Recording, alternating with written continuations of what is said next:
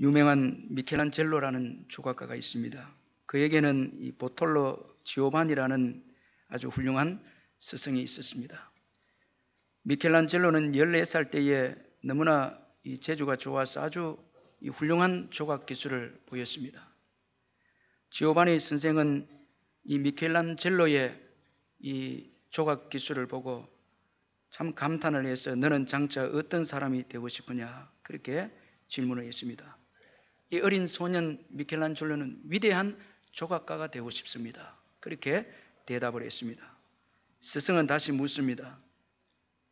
그래 어떻게 하면 위대한 조각가가 될 수 있겠니? 그렇게 물었습니다.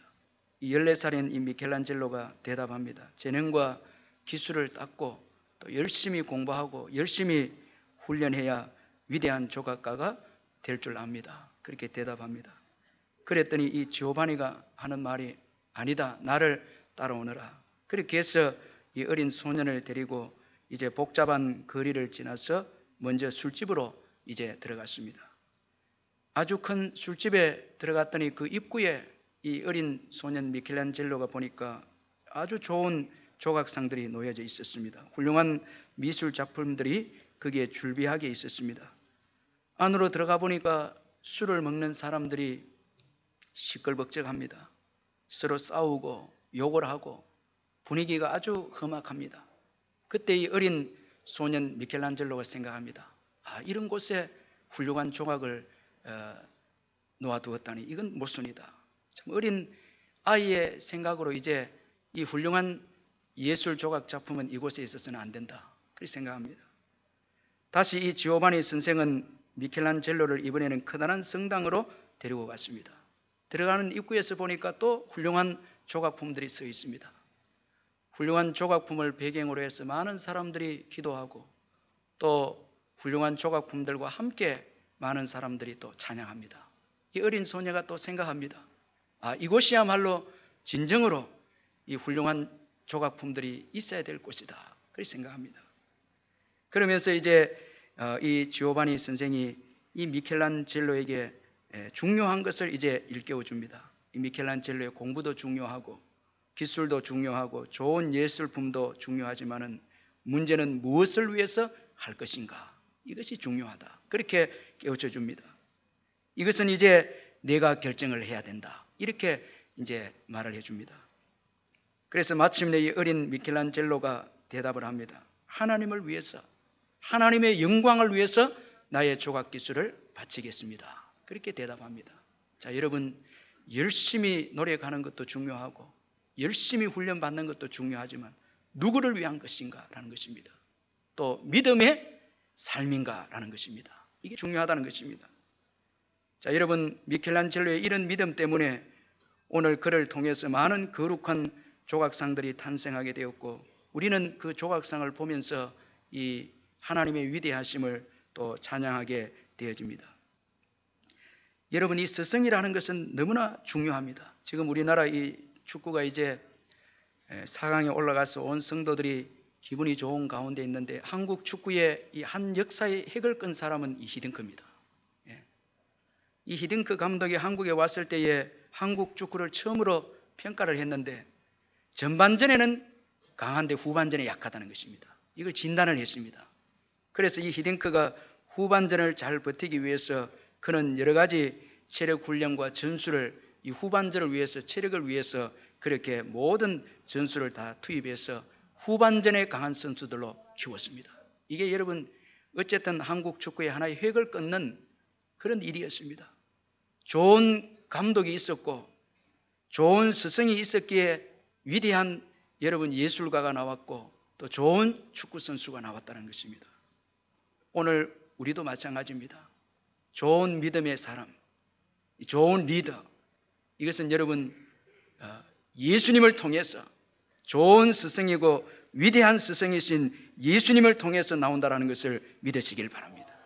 여러분, 예수님 없이 내가 열심히 노력하고 내가 열심히 생각하고 훈련하고 거기에 위대한 여러분 믿음의 리더는 나올 수가 없습니다.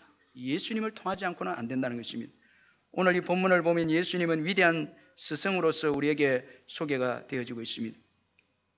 오늘 본문에서 보면 예수님은 자신에게 나온 많은 무리들을 보고 그들에게 필요한 육신의 양식을 생각을 하셨습니다. 그래서 제자들에게 우리가 어디서 떡을 사서 이 사람들을 먹이겠느냐 그렇게 말씀합니다. 많은 무리들이 예수님의 기적을 보러 나왔을 때에 들판에서 굶주린 것을 아시고 예수님께서 우리가 어디서 떡을 사서 이 사람들을 먹이겠느냐 참 이 말씀을 하십니다. 여러분 이 말씀 속에는 예수님은 우리가 먹고 마시는 일에도 관심을 가지시고 채우시는 분이시다라는 것을 교훈해 주고 있습니다. 그리고 예수님은 자신의 제자들도 굶주린 사람들에게 관심을 가질 것을 또 원하셨습니다. 오늘 예수 믿는 저와 여러분에게 예수님은 믿지 않는 세상 사람들을 향해서 굶주리고 배고파하는 것에 대해서 관심을 가지고 교회가 그들을 위해서 필요한 것을 채워주시기를 원하신다는 것입니다. 또한 정말 중요한 것은 예수님은 문제를 통해서 제자들을 신앙으로 훈련을 또 시키셨다는 것입니다. 자, 오늘 이 본문에서는 이 말씀이 아주 중요합니다. 그래서 오늘 보면 6절에 보면 이렇게 말씀하시면 친히 어떻게 하실 것을 아시고 빌립을 시험하고자 하심이라 그렇게 말씀하고 있습니다. 여러분 예수님은 우리의 필요보다 믿음을 더 중요하게 계시는 분이 예수님이십니다. 우리의 필요보다 우리의 믿음에 더 관심을 가지시는 분이 예수님이십니다. 여러분 떡보다 하나님이 중요하기 때문에 그렇습니다. 문제의 단순한 해결보다 그 문제를 믿음으로 이길 수 있고 해결할 수 있는 믿음을 길러주시기를 원하고 믿음을 가지시기를 원하시는 예수님이십니다. 믿음이 우리의 삶을 결정하기 때문에 그렇습니다. 따라서 여러분 믿음은 너무나 중요합니다. 그래서 예수님은 자기에게 나온 사람들의 양식 문제를 통해서 빌립을 신앙으로 훈련시키는 기회로 삼으셨습니다. 그냥 문제만 해결하지 아니하시고 문제를 통해서 제자들을 훈련시키시는 예수님이십니다. 이걸 우리가 좀 의미를 두고 생각을 해봐야 합니다. 문제를 통해서 신앙을 갖게 하시는 예수님이십니다. 오늘 저와 여러분에게 여러 가지 문제가 있습니다. 그것만 보면 안 됩니다. 그 문제를 통해서 여러분 훈련시키시는 예수님의 의도를 봐야 됩니다. 그래서 문제만 보고 낙심하고 절망하지 말고 이 문제를 통해서 내 믿음이 성장할 수 있는 기회다. 그렇게 해서 여러분 문제를 통해서 신앙의 성숙이 주어지고 또 신앙이 성장하는 여러분들 되시길 바랍니다. 여러분 예수님은 모든 형편을 다 아시고 시험하십니다. 우리를 훈련시키고 우리를 연단시킬 때에 모든 것을 다 아시고 훈련시키신다는 것입니다. 예수님은 빌립의 마음을 아셨습니다. 빌립의 마음을 아시고 이제 빌립을 믿음의 테스트를 하고 믿음으로 훈련을 시켰습니다. 빌립은 아주 합리적이고 계산적인 사람이었습니다. 그래서 우리 예수님께서 이 특별히 제자들 가운데 빌립에게 질문을 이렇게 합니다. 우리가 어디서 떡을 사서 이 사람들에게 먹이겠느냐? 자, 여러분 이 질문에는 예수님께서 장소를 중요하게 여기고 또 떡을 사는 돈을 지금 중요하게 여기는 것이 아닙니다. 어디서 지금 떡을 사서 이 사람들을 먹이겠느냐? 이것은 빌립의 불신앙의 생각을 끄집어내기 위해서 지금 예수님께서 이런 질문을 빌립에게 하고 있다는 것입니다. 빌립의 불신앙의 생각을 끄집어내기 위해서 예수님께서 질문을 합니다. 마침내 예수님의 질문에 빌립이 대답합니다. 7절에 보면 빌립이 대답하되 각 사람으로 조금씩 받게 할지라도 200데나리온의 떡이 부족하리이다. 참 여러분 예수님이 본 그대로 빌립은 아주 계산적이고 아주 합리적인 사람으로 지금 예수님께 대답을 하고 있습니다. 예수님이 빌립을 정확하게 본 대로 빌립은 합리적인 생각을 했고 탁월한 계산 능력을 발휘했습니다. 그래서 그가 계산한 바로는 지금 들판에서 무리를 먹이는 것은 불가능하다. 결론이 이제 불가능하다는 것입니다. 자, 우리 예수님께서 이런 빌립의 계산적이고 합리적인 생각을 불신앙을 끄집어내서 버리게 하기 위해서 예수님께서 지금 질문하시고 그 대답을 지금 받고 있다는 것입니다. 예수님을 배제하고 생각한 빌립의 생각입니다. 예수님은 염두에 두지 않았습니다. 오직 합리적인 생각과 그 다음에 또 이 철저한 계산입니다. 그래서 예수님은 빌립의 이런 불신앙의 생각을 끄집어냈습니다. 자, 믿음이라는 것은 우리의 고정관념을 버릴 때 믿음이 들어오는 것입니다. 절대 내 생각이 깨어지지 않고는 믿음이 들어올 수가 없습니다. 여러분, 그래서 이 고정관념을 깨뜨리는 건설적인 파괴가 있어야 여러분 예수님의 말씀을 받아들이고 예수님을 의지하게 되는 것입니다. 내 생각이 차 있는 동안에는 여러분 우리가 이 믿음을 가질 수가 없습니다. 믿음이 들어올 수가 없습니다. 그래서 우리 예수님은 합리적이고 계산적인 이 빌립의 그 불신앙을 질문을 통해서 끄집어내서 이제는 버리도록, 그 생각을 버리도록 그렇게 시험을 하셨다는 것입니다. 그리고 예수님은 제자인 안드레도 아셨습니다. 이 안드레는 한 아이의 보리떡 5개와 물고기 2마리를 가지고 예수님께 나왔습니다. 그리고 이 안드레는 그것이 많은 사람들에게 얼마나 되게 사옵나이까? 결론은 비관적입니다. 이 아이의 보리떡 5개와 물고기 2마리 있지만은 이것 가지고는 택도 아니다라는 거예요. 이 많은 사람들을 먹일 수 없다라는 것입니다. 이 안드레는 보리떡 5개와 물고기 2마리만 보았습니다. 지금 있는 적은 것만 본 안드레입니다. 자, 이 무서운 함정입니다. 여러분, 내가 가지고 있는 적은 수입이 여러분 나의 모든 삶을 적게 만들 수 있다는 거예요.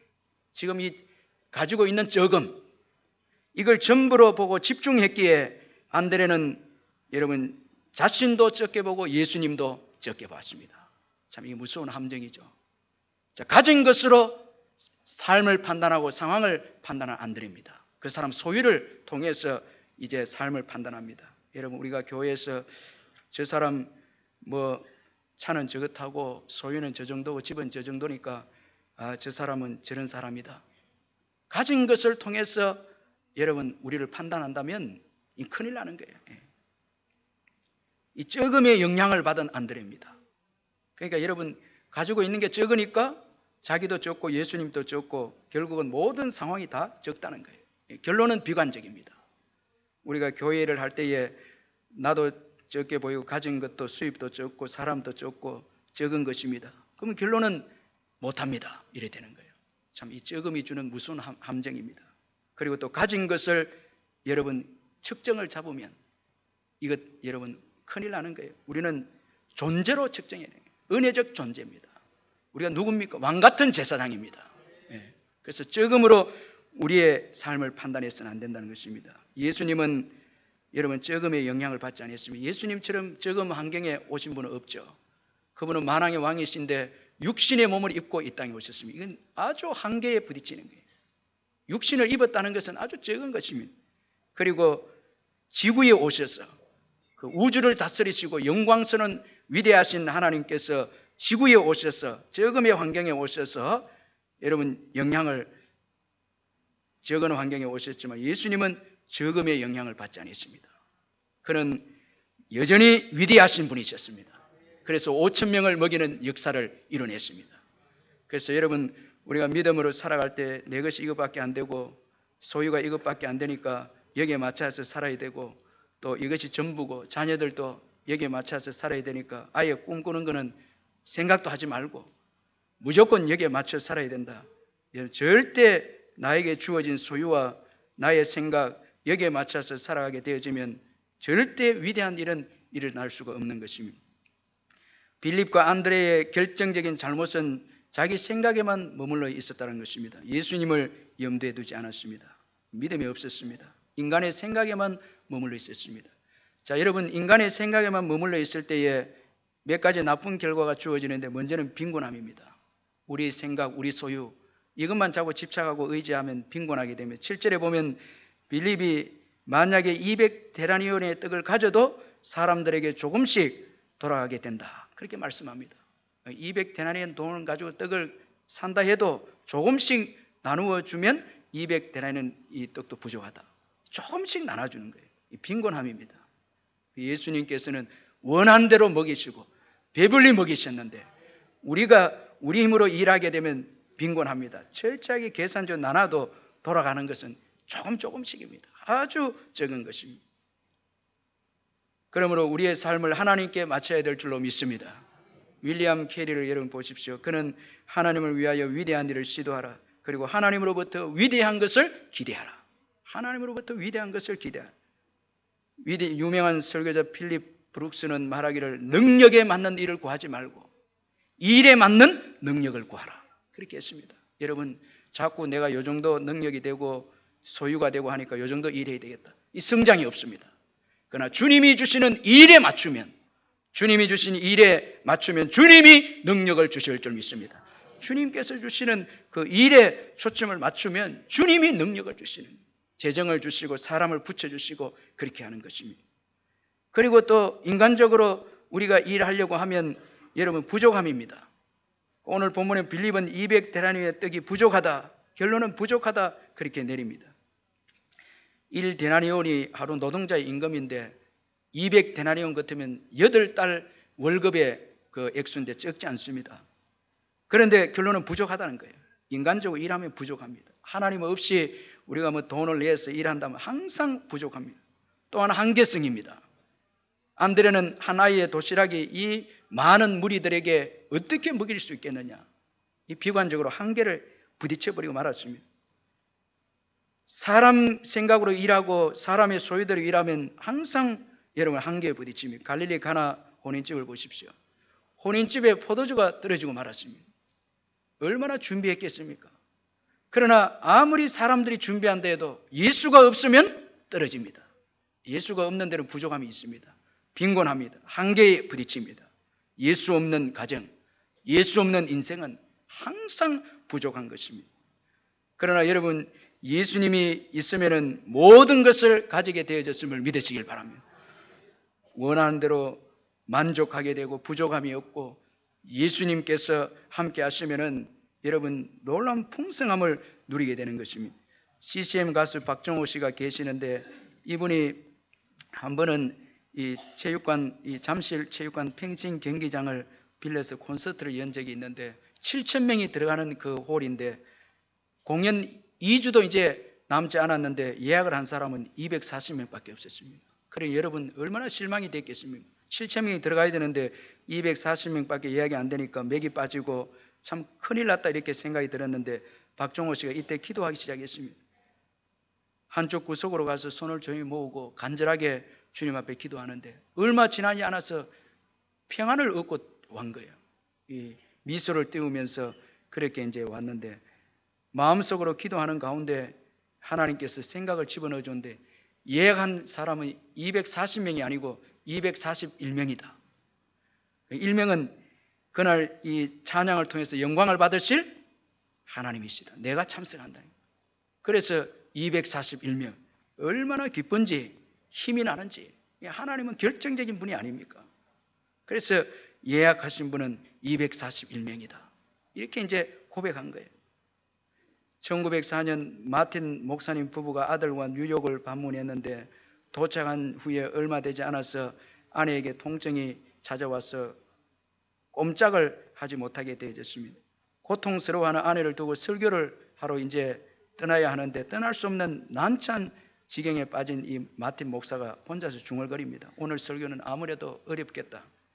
대신 누군가에게 부탁해야 되겠다. 아내가 저렇게 통증이 힘들고 어려우니까 안 되겠다. 그렇게 해서 이제 포기를 하려고 합니다. 근데 옆에서 그 말을 들은 어린 아들이 말을 합니다. 아빠가 오늘 밤 해야 할 설교가 하나님이 원하시는 설교라면 아빠가 안 계시는 동안에 하나님께서 어머니를 지켜주실 거 아닙니까? 이 어린 게 그렇게 이야기를 한 거예요. 근데 어쨌든 마틴 목사가 그 말을 듣고 이제 설교를 떠나고 정말 은혜를 받은 것은 엄마였습니다. 아픈 가운데 있던 이 엄마가 아들의 그 말을 듣고 마음까지 뒤흔들어지는 은혜를 받았습니다. 하나님이 지켜주신, 내가 있을 필요가 없다는 거예요. 하나님이 돌봐준다는 거예요. 그래서 그가 고통 속에서 감사의 시를 썼는데, 그래 우리가 근심할 것이 무엇인가, 하나님이 우리를 돌보시는데, 이런 그 내용의 글을 썼는데 이게 여러분 너 근심 걱정 말라는 이 찬송의 가사였습니다. 그리고 돌아와서 그 아내의 시를 보고 마틴 목사 감동을 받고 곡을 붙이고 이렇게 해서 이 노래가 등장하게 되어진 것입니다. 예수 믿는 저와 여러분에게는 예수님이 계십니다. 우리의 모든 삶을 주관하시는 예수님이 계십니다. 다 아십니다. 다 아시고 시험하십니다. 그러므로 그분의 인도를 받아야 하고 그분께 순종해야 하는 것입니다. 여기에 상상할 수 없는 축복의 역사가 주어지는 것입니다. 예수님은 안드레가 한 아이의 보리떡 5개와 물고기 2마리를 가져왔을 때에 그것을 받고 무리를 앉게 했습니다. 10절에 보면 예수께서 이르시되 이 사람들로 앉게 하라 하시니 그곳에 잔디가 많은지라 사람들이 앉으니 수가 5,000명쯤 되더라. 영광스러운 왕의 그 앞에 식탁을 마련하신 예수 그리스도입니다. 광야에서 식탁을 마련하신 예수 그리스도입니다. 여러분, 예수님은 장소에 연연하지 않고 우리를 먹이시는 분이십니다. 광야에서도 식탁을 마련하신 분이 예수님이십니다. 광야에서도 먹이십니다. 예수님은 떡을 가지고 감사합니다. 떡을 가지고 감사합니다. 11절에 보면 예수께서 떡을 가져 축사하신 후에 이렇게 말씀합니다. 자, 여러분, 먹기 전에 감사하시는 예수님이십니다. 자, 이거 중요합니다. 여러분, 항상 먹고 난 다음에도 감사해야 되지만 먹기 전에 감사하시길 바랍니다. 왜냐하면 여러분, 먹기 전에 감사한다는 건 주님 것이라는 거예요. 하나님의 것이라는 걸 인정합니다. 하나님의 것, 내 것이 아니다는 거예요. 이 보리떡 5개, 물고기 2마리 주님의 것이다. 그 인정하는 거예요. 먹기 전에 감사하는 거예요. 먹기 전에 감사 안 하는 분들은 내가 먹는다. 그래야 되는 거예요. 여러분, 중요합니다. 내 것으로 먹는 거 아닙니다. 주님의 것으로 먹습니다. 또 여러분, 이게 또 주님의 것으로 먹지만은 또 먹을 수 있게 해주셔서 감사해야 되는 거예요. 아무리 진수성찬이 있어도 여러분, 몸이 안 좋으면 못 먹습니다. 예.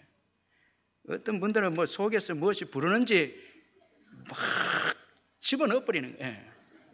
그 막 땡긴다는 거예요. 얼마나 축복해요. 그 올리브 크로멜은 식사를 주셔서 감사합니다. 그 다음에 배고픔을 주신 것 감사합니다.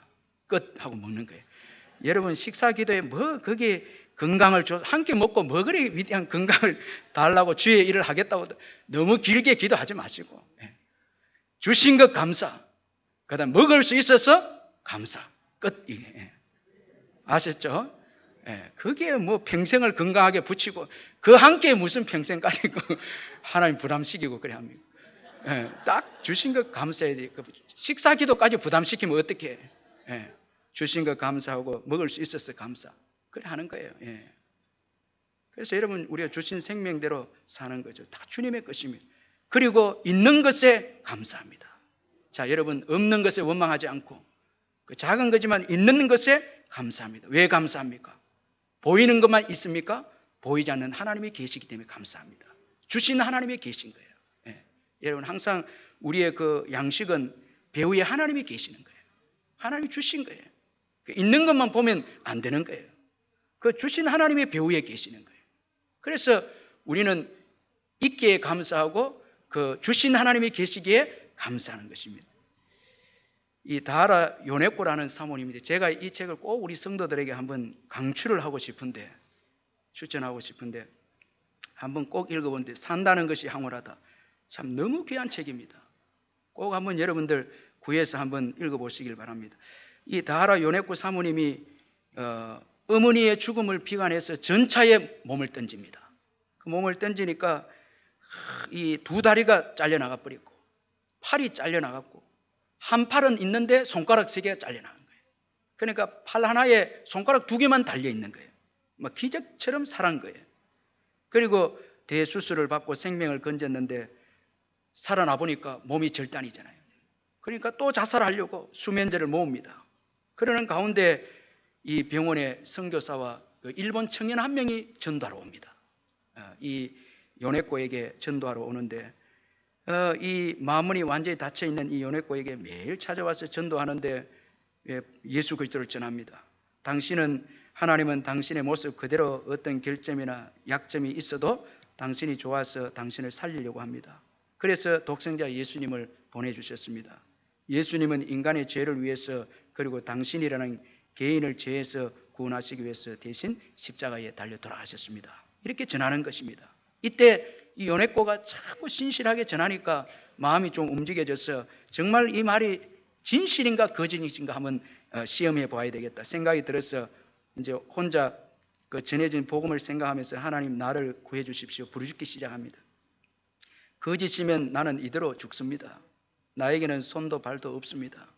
이런 내가 살려고 발버둥 쳐도 남에게 폐만 끼치게 됩니다. 나에게는 가능성이 전혀 없습니다. 그렇지만 정말 당신이 내가 굳세게 살아가기를 원하신다면 나를 도와주십시오. 처절하게 기도합니다. 필사적으로 외치면서 기도하는데 이상하게 기도 이후에 하나님 외에는 다른 게 생각이 안 나기 시작했습니다. 그날 밤부터 이상하게 하나님 일 외에는 아무것도 생각이 안 난 거예요. 전에는 태어나면 어떻게 살 것인가, 생활을 어떻게 할 것인가, 가족들에게 무거운 짐이 되지 않을까, 뭐 이런 생각만 하고 있다가 자살로 자꾸 생각이 드는 거예요. 근데 기도하고 난 다음에는 이 생각이 떠나가 버린 거예요. 다 걱정들 하나님께 맡겨버리고 말았습니다. 근데 정말로 기분이 홀가분해지는 것을 느꼈다는 것입니다. 그리고 다음날 세상에서 처음으로 태어나서 성경을 읽게 되었는데 고린도후서 5장 17절을 딱 읽었는데 마음에 딱 들어왔습니다. 그런즉 누구든지 그리스도 안에 있으면 새로운 피조물이라 이전 것은 지나갔으니 보라 새 것이 되었도다. 딱 마음에 들어온 거예요. 그리고 죽고 싶다는 생각이 사라져 버렸습니다. 또한 놀라운 것은 손가락이 3개나 있는 것에 대해서 감사하기 시작했습니다. 전에는 3개만 있다고 해서 자살하려고 했는데 오히려 손가락이 3개나 있지 않는가. 그리고 이 한쪽 다리는 완전히 잘려가고 한쪽은 무릎 정도 잘려갔는데 이 요네코가 청소할 때에 예수 믿고 이제 청소할 때 이 허벅지가 조금만 더 있었어도 너무 좋았겠다. 여러분 오늘 허벅지 가진 분들 감사해야 돼요. 이 손가락 가진 거 이거 진짜 감사해야 돼요. 감사해. 저도 어제 설교 준비하면서 다 준비해놓고 감사가 뭘까 이래 대밭을 걸으면서 제가 감사를 떠올려 보니까 너무 많더라고요. 걸을 수 있어서 감사하고 뭐 성도들이 있어서 감사하고 뭐 너무 많은 거예요. 그 예수 믿고 난 다음에 의욕이 생기는 거예요. 살아야 되겠다는 거예요. 산다는 것이 황홀하다는 거예요. 은혜 없을 때는 죽고 싶었는데 예수 만나고 난 다음에는 너무 이 삶이 아름답다는 거예요. 손가락이 있는 것도 너무 감사하고 막 기쁨이 넘친 거예요. 그래서 나중에 손으로 죽을 먹게 됐을 때 밥맛이 너무 참 좋고 맛이 있고 사는 것이 이렇게 기쁘고 황홀하구나 이 깨닫는 거예요. 참 여러분 이렇게 은혜 받고 하면서 그 전도한 청년과 결혼합니다. 그리고 2딸을 낳습니다.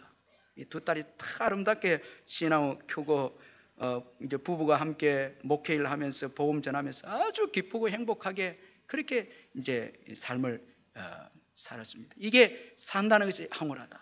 참 절망적인. 그래서 여러분 이거는 내가 어떻게 표현해야 될지 모르겠는데 그 책을 보면 여러분들이 참 사는 것이 얼마나 감사하고 이 기쁜 것인가 이 깨닫는 거예요. 오늘 여러분 뭐 억지로 이곳에 나온 분들이나 신경질 내면서 나온 분은 없겠지만은 혹시나 이렇게 기분 나빠하고 이런 분들은 여러분 있는 것에 감사하시기를 주의 이름으로 축원합니다.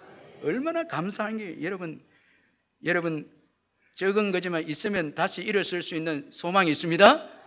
세 손가락 깎고도 거머쥘 수 있다는데 여러분 다 10개 손가락 있잖아요. 무엇을 못하겠습니까? 다 할 수 얼마나 감사한지 모른다는 거예요. 또한 드려진 것에 감사하는 예수님입니다. 자, 여러분 이 안드레가 예수님께 드린 것은 보잘것없습니다. 보리떡 5개와 물고기 2마리입니다. 보잘것없습니다. 그러나 드려진 적은 것입니다. 드려진 것입니다. 이 중요한 것입니다. 주님께 드려졌다는 거예요. 자, 여기에 기적이 있습니다. 자, 여러분 오늘 우리 주님께서 이 우리가 볼 때는 보잘것없고 하찮은 이 어린아이의 도시락이지만 이거 감사합니다. 주님께는 하찮은 게 없는 거예요. 오늘 우리는 내 이거 시간 드리는 거 주님 받을까? 내 이 물질 적은 거 받을까? 뭐 크게 헌신해야 받겠지. 큰 것 드려야 큰 헌금. 우린 주로 이 큰 거, 많은 것. 여러분 주님 안 속습니다. 큰 것, 많은 것 다 의지하려고 그렇잖아요. 많은 것 주십시오. 내 복음을 위해 살겠습니다. 그래 하지만은 그 의지한다는 거예요. 이거 있어야 일한다는 거예요. 큰 거 있어야 일한다. 많은 거 있어야 주님이 일하지 않습니까? 그 교만입니다. 그 의지하는 거예요. 여러분 적은 것 주님이 일하시면 되잖아요. 우리는 큰 거 많은 거 그 자체로 일하려고 하는 거예요. 그러나 일은 주님이 하실 줄 믿습니다. 주님이 하십니다. 큰 게 일하는 게 아닙니다. 숫자 많은 사람이 일하는 게 아닙니다. 돈 많은 게 일하는 게 아닙니다. 주님이 일하시는 거예요. 그런데 자꾸 우리는 여러분 아주 구하는 것도 모르고 큰 것 있으면 하겠다. 그 의지하겠다는 거예요, 결국. 그게 결국은 여러분 낭패가 아닙니까? 다 그 교만이죠. 우상이죠. 다 그렇게 빠지는 거예요. 오늘 내게 주어진 적은 거 주님께 드릴 때 주님이 일하셔야 되죠. 아멘. 주님이 일하셔야 되죠. 큰 게 일하면 됩니까? 많은 게 일하면 됩니까? 그거 안 되죠. 주님이 일하시는 거예요. 작은 것도 주님 앞에 드리면 주님이 일하시는 거예요. 이 드려진 게 중요한 거예요. 여러분 2015년도에도 여러분 내 물질, 내 시간, 주님 주신 것들 가지고 주님께 드리시길 바랍니다. 풍성한 기적이 일어나고 축복의 역사가 일어나게 될 줄로 믿습니다. 작은 것이라고 여러분 멸시하지 마시길 바랍니다. 여러분들이 매일 10분씩 시간을 드리고 중보기도해서 이 큰 거예요. 이 큰 기적을 일으키는 거예요. 뭐 꼭 여러분 1시간, 2시간, 3시간 기도한다. 그거 여러분 자꾸 기대하지 마십시오. 작은 것부터 주님께 드릴 때에 여러분 주님께서 일하시면 놀라운 역사 일어나는 거예요. 또 우리가 많은 것 드려도 우리는 여전히 적은 것입니다. 주님께 볼 때 다 적은 거예요. 우리가 많은 것을 드린데도 주님께는 다 적은 것입니다. 이제 감사 기도를 하신 예수님은 무리들에게 나누어 주십니다. 나누어 줬을 때에 놀라운 기적이 일어났습니다. 장정만 5,000명이 먹는, 그것도 자기가 원하는 대로 배불리 먹는 역사가 일어나게 되어졌습니다. 여러분 2015년도에 일할 때에 내 생각대로 일하고 또 내 소유대로 일하면 빈곤하고 부족하고 한계에 부딪히지만은 적은 것이라도 주님께 맡기고 주님께 점점 우리를 더 드린다면 주님은 원하는 대로 채워주시고 배부름의 만족의 역사를 주시고 남는 기적의 은혜를 주실 줄 믿습니다. 주님이 함께 하시면은 놀라운 역사 일어나는 거예요. 주님과 동행할 때에 보잘것없는 내 생애가 여러분 열방 가운데 쓰임받는 인생이 될 수가 있는 것입니다. 여러분 예수님은 들판에 있는 배고픈 무리들에게 먹을 것을 공급해 주셨습니다. 광야에서도 먹이시는 예수님이십니다. 절대 여러분 수입이 있다고 했으면 먹는 게 아니고 때로는 부도가 나는 광야였을 때도 있고 수입이 없는 광야였을 때도 있지만 그때서도 하나님은 바로 하늘에서 문을 여시고 여러분 그때는 먹이시는 것입니다. 완벽한 공급자이십니다. 원하는 대로 주시고 배불리 먹이시고 그리고 부족함이 없게 하시고 더 나아가서 인생의 영혼의 굶주림도 해결해 주시는 예수님이십니다. 요한복음 6장 35절에 보면 예수께서 이르시되 나는 생명의 떡이니 내게 오는 자는 결코 줄이지 아니할 터요 나를 믿는 자는 영원히 목마르지 아니하리라. 그래서 예수 믿고 저와 여러분들이 여러분 육신의 양식도 받았고 영혼도 예수님 때문에 우리가 해결함을 받고 목마름이 없고 만족을 누리고 축복을 누리면서 지금 살아가게 되어졌습니다. 예수 믿는 저와 여러분 최고의 행복자이심을 믿으시길 바랍니다. 예수님은 우리의 모든 필요를 다 채워주시고 여러분 우리의 갈증을 해결해 주시고 시원하게 해주시고 영혼을 소생하게 해주시고 꿈을 가지게 하시고 비전을 가지게 하시고 적음에 매이지 않게 하시고 여러분 위대하신 주님을 바라보고 적음을 통해서 오히려 위대한 일을 하게 하시는 분이 예수 그리스도 그분이십니다. 우리의 모든 삶의 영역을 다스리시고 기쁘고 행복한 삶을 살도록 하시는 분이 예수님이십니다. 저는 산다는 것이 황홀하다는 책을 읽으면서 참 은혜 받은 내용이 있는데 이 요네코가 왼팔과 두 다리 다 잃어버리고 손가락 3개만 있는데 예수님 때문에 결혼을 해서 이제 살면서 최고 어려운 게 음식을 하는 것이었는데 이 음식 중에서도 최고 힘든 게 감자 깎는 것이었습니다. 감자 동글동글하니까 세 손가락을 잡으면 떨어지는 거예요. 동글동글하게 떨어져 나가는 거예요. 그래서 이 요네코가 처절하게 목소리로 이제 부르짖는데 땀이 뒤범벅이 된 가운데 눈물과 땀이 뒤범벅된 가운데서 하나님께 부르짖기를 아버지여 당신은 나 같은 인생도 당신의 자녀로 삼아 주셨습니다. 그리고 당신은 나 같은 것을 결혼까지 할 수 있도록 도와주셨습니다. 이제 나의 남편은 얼마 있지 않아서 이제 집에 돌아옵니다. 사랑하는 아이들도 흙이가 져서 내가 만든 저녁을 먹기 위해 기다리고 있습니다. 그렇지만 나는 저녁 반찬으로 사용할 이 감자를 깎을 수가 없습니다. 아버지 어떻게든 할 수 있는 방법이 있을 줄 압니다. 당신의 방법을 나에게 가르쳐 주옵소서. 하나님 나에게 힘을 주십시오. 이 감자를 꼭 깎을 수 있도록 도와주옵소서. 감자 깎는 거 이렇게 간절히 기도하는 건 처음 봤는데 여러분 감자 기도 안 하고 깎는 분들은 회개해야 된다. 딱 기도하고 난 다음에 평안이 온 거예요. 그러니까 감자를 딱 반을 쪼개니까 도마에 딱 붙는 거예요. 예.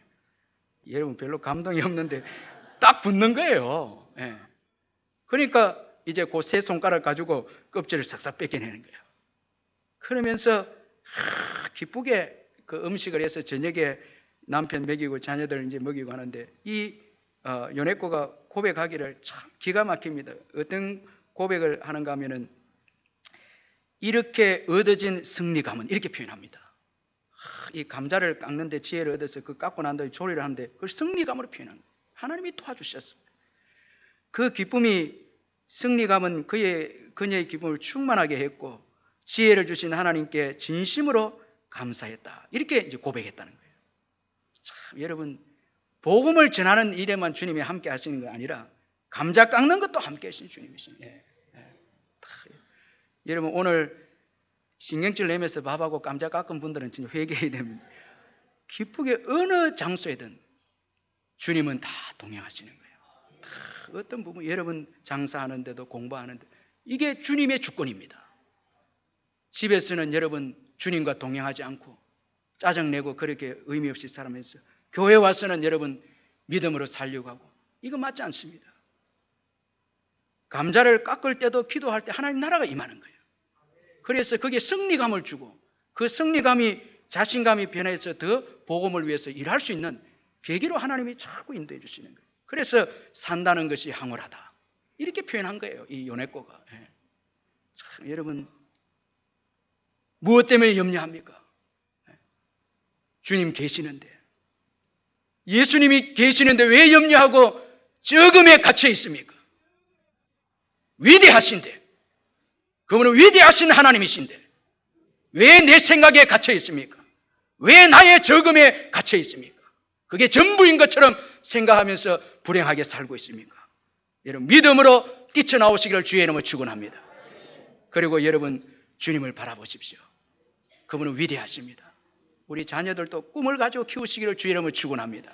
내 가정, 내 환경, 내 소유, 내 생각 여기에 갖추어서 여러분 키우려고 하면 자유도 없고 기쁨도 없습니다. 또 이쪽 부분만 역사한다. 하나님 교회에서만 역사하신다.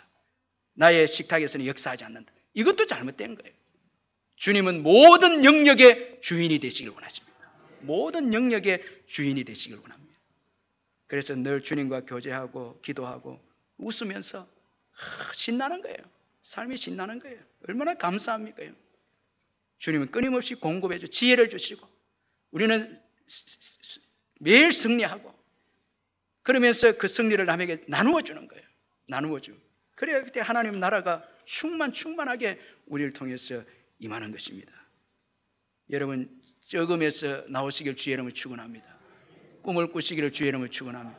예수 그리스도를 바라보고 그분께서 맡기시는 일이 무엇인가?